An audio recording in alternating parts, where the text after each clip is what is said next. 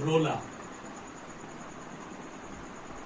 प्रश्न कभी कभी बहुविकल्प में आ जाता है कि कौन सममात्रिक छंद है, तो रोला क्या है? सममात्रिक छंद। सममात्रिक छंद। इसके 8 चरण है। इसमें कितने चरण है? 8 चरण है। 8 चरण है, 4 लाइन आती है। कितनी लाइन? 4 लाइन। यानी कि एक लाइन में 2 चरण होते हैं। कितने चरण? 2। एक लाइन में 2 चरण होते हैं, एक कॉमा से पहले और एक कॉमा के बाद 2 चरण होते हैं इसमें। ये सममात्रिक छंद है। 8 चरण है, 4 लाइनों में होते हैं, एक लाइन में 2 चरण, एक कॉमा से पहले और एक कॉमा के। ये होता है रोला। दूसरी बात, पहला चरण में 11 मात्राएं, में 11 मात्राएं, कॉमा लगा होगा, फिर इसमें होंगी 13 मात्राएं। फिर दूसरा होगा, फिर दूसरी लाइन आएगी, उसमें 11 मात्राएं, फिर कॉमा लगा होगा, उसमें 13 मात्राएं। फिर तीसरा होगा, उसमें 11 मात्राएं, फिर इस वाले में 13 मात्राएं, फिर इस वाले में 11 मात्राएं, और फिर इस वाले में 13। तो इस करके एक लाइन में यानी कि 2 चरणों में 24 मात्राएं होती है।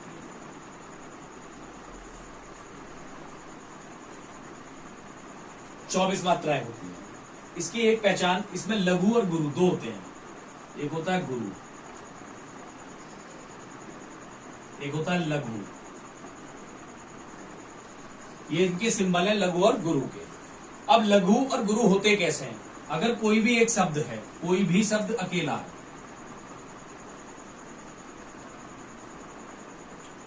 अकेला अक्षर, शब्द नहीं सॉरी, अकेला अक्षर है, तो उसके लिए हम लघु का प्रयोग करते हैं। और कोई शब्द अक्षर है, अक्षर के साथ आ हो और तुम्हारा ए जुड़ रहा हो, डबल ए जुड़ रहा हो, और छोटा हो, बड़ा हो, इधर की तरफ ई, उधर की तरफ ई, ऐसे जुड़ रहा है किसी के भी शब्द के साथ अकेले के, तो उसके लिए हम गुरु लगाते हैं।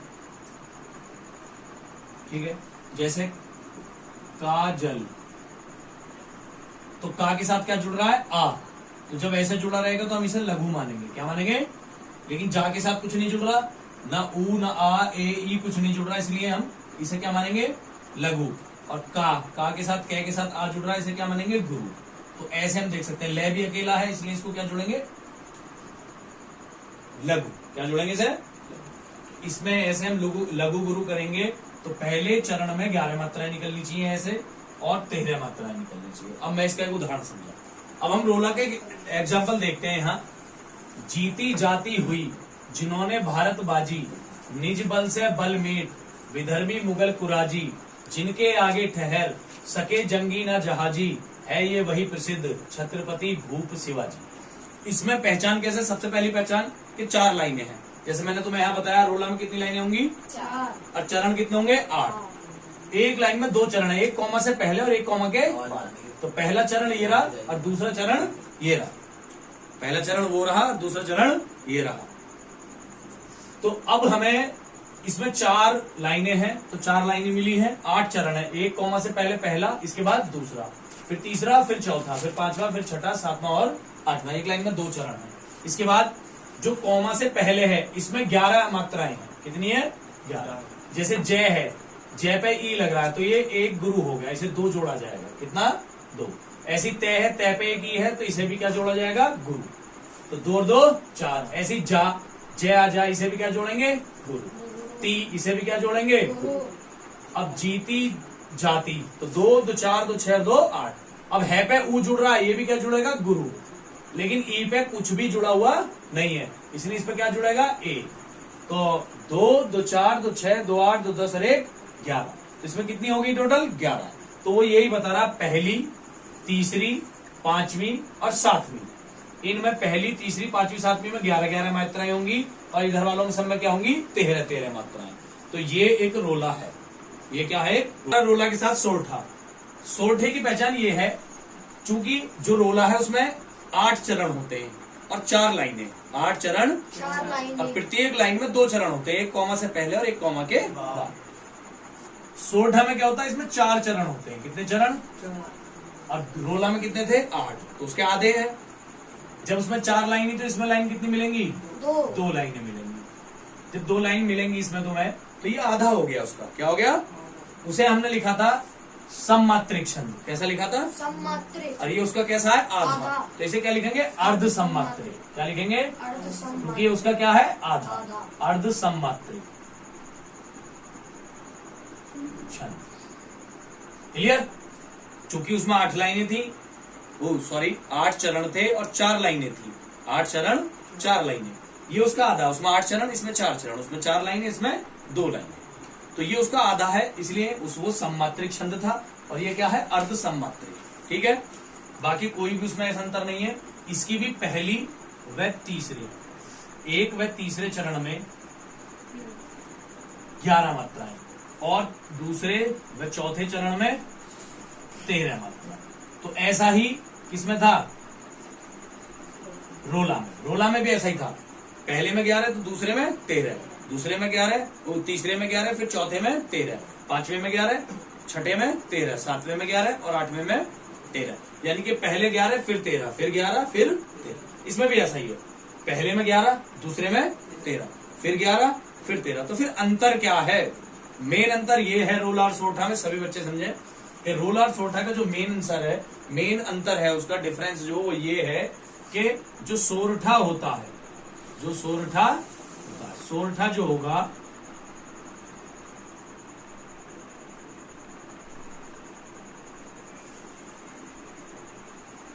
सोरठा, सोरठा की सबसे मेन पहचान ये है कि उसका पहला चरण, पहले चरण में व तीसरे चरण दोनों को चेक करना पड़ेगा हमें, पहले को भी और तीसरे को। पहले चरण व तीसरे चरण में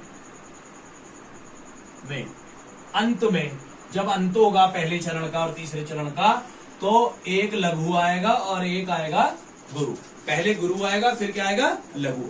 ये सोरठा की पहचान है। जब तुम पहला चरण देखोगे और तीसरा चरण देखोगे और लास्ट के जो भी शब्द होंगे उसमें पहला गुरु होगा, दूसरा लघु होगा। जबकि रोला में ऐसा नहीं है। रोला में अगर तुम्हें पहले चरण में एक गुरु एक लघु मिल गया तो फिर तीसरे चरण में एक गुरु एक लघु नहीं मिलेगा, या तीसरे में मिल गया तो पहले में नहीं मिलेगा। अंतर यह है साफ स्पष्ट कि सोरठा जब हम पढ़ेंगे तो सोरठा अगर हमें पहचानना पड़ा तो हमें यह पहचानना पड़ेगा कि सोरठा का पहला और तीसरा चरण अगर हम पढ़ेंगे तो उसका जो लास्ट का शब्द होगा उसमें लास्ट में मात्राएं जो आएंगी, एक गुरु आएगा और एक लघु, दोनों में, पहले में भी और तीसरे में भी। जबकि रोला का तुम देखोगे तो उसके दोनों चरणों में यानी कि पहले और तीसरे चरण में अगर पहले में आ गया गुरु और लघु तो फिर किसमें नहीं आएगा? तीसरे में। और तीसरे में आ गया तो फिर किसमें नहीं आएगा? पहले में। ये रोला और सोरठा का अंतर। सोरठा में आता है पहले और तीसरे चरण में, रोला में नहीं आता। अब मैं दोनों के एग्जाम्पल से डिफरेंस ढूंढेंगे। क्या ढूंढेंगे दोनों में? डिफरेंस। रोला और सोरठा में क्या डिफरेंस है? हमें पेपर में बहुविकल्प जब मिलेगा उसमें इस प्रकार से लाइनें आएंगी, तो उन लाइनों को हम कैसे पहचानेंगे कि कौन रोला की और कौन सोरठा की? बच्चे कहेंगे जी 4 लाइनें आएंगी तो हम रोला की लिख देंगे और 2 लाइनें आएंगी तो हम सोरठा की। लेकिन अगर उसने 2 लाइनें ही दे दी केवल, रोला की भी कितनी लाइनें दे दी? 2 लाइन, और तुमसे कहा कि पहचानो कि ये कौन सी है, तो हम पहचानते हैं। हमने देखा ये पहला वाला जो है ये वाला, ये रोला का एग्जाम्पल है। किसका है? रोला। इसमें हमने पहला चरण देखा तो पहले चरण में 2, 2, 4, 2, 6, 2, 8, 2, 10 और 1, 11, और लास्ट वाला शब्द पे एक गुरु आ रहा है और एक लघु। ये पहचान किसकी है वैसे? सोरठा की। लेकिन ये पहचान तभी सोरठा की मानी जाएगी जब तीसरे चरण में भी ऐसा ही हो। इसमें आखिरी शब्द में पहला गुरु और दूसरा क्या है? लघु। तो पहले चरण में तीसरे चरण के अंत में अगर एक गुरु और एक लघु आ रहा है तो वो किसकी पहचान है? सोरठा की। लेकिन ये एग्जाम्पल किसका है? रोला का। तो ये फिर सोरठा की पहचान क्यों आ रही? क्योंकि इसके तीसरे चरण में ऐसा संभव नहीं है। तो देखो कोई से देखो ये रट है, क्या है? तो देखना क्या इसमें संभव है ऐसा? भाई ये अकेला है, ये अकेला है, ये अकेला, तो ये तीनों लघु है। क्या है? लघु। क्लियर है? तो इसकी पहचान खत्म हो गई। इसकी पहचान क्या होगी?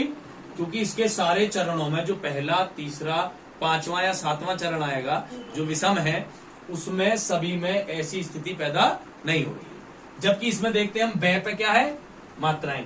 तो जब बै के साथ कुछ जुड़ा हुआ है तो उसे क्या मानेंगे, गुरु। और ये नया अकेला है तो क्या हो गया, लघु ऐसी नए पे कुछ बन रहा है तो क्या है ये, लघु गुरु। और नया अकेला ये वाला तो क्या है, तो पहले और तीसरे चरण में दोनों में क्या हो गया, एक गुरु और एक लघु, एक गुरु और एक लघु। जब ऐसी स्थिति हो कि दोनों में ही एक गुरु और एक लघु हो, तब इस स्थिति को क्या कहते हैं, सोरठा। तो ये दोनों में एक पहचान है।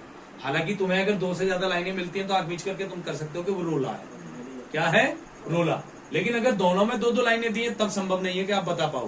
तो इसके लिए आपको क्या करना पड़ेगा, पहले में भी देखना है और तीसरे में भी देखना है। ठीक है, तो ये रोला सोरठा।